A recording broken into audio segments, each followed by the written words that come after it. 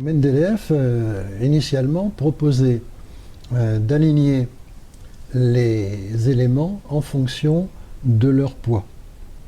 Et donc, on avait une première colonne, puis une deuxième colonne, une troisième colonne, toujours avec des poids croissants. Et l'idée de Mendeleïev, c'est, bien qu'en faisant des colonnes, c'est de mettre sur la même ligne des éléments qui avaient à peu près les mêmes propriétés chimiques, comme par exemple le fluor, le chlore, le brome, ou bien le lithium, le sodium, le potassium. Ils se retrouvent dans ces colonnes sur les mêmes lignes. Donc ça, c'est la première je dirais, idée de Mendeleïev, c'est-à-dire classer les éléments suivant leur poids, mais également en regardant leurs propriétés chimiques. Et en faisant cela, eh bien, il se trouve que il y a par exemple pour les trivalents, à côté de l'aluminium, il y a une case vide.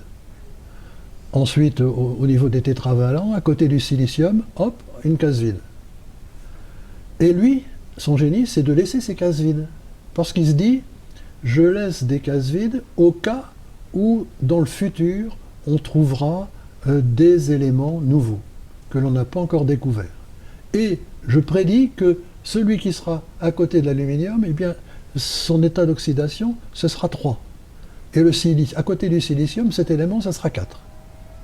Donc c'est une espèce de génie. Alors évidemment, tous ses collègues l'ont trouvé ça un peu bizarre, parce qu'à l'époque, De Champ-Courtois et puis Newlands avaient proposé des classifications un peu plus logiques, où on retrouvait les éléments sur une même colonne, mais ils n'avaient pas encore eu l'audace de proposer des cases vides.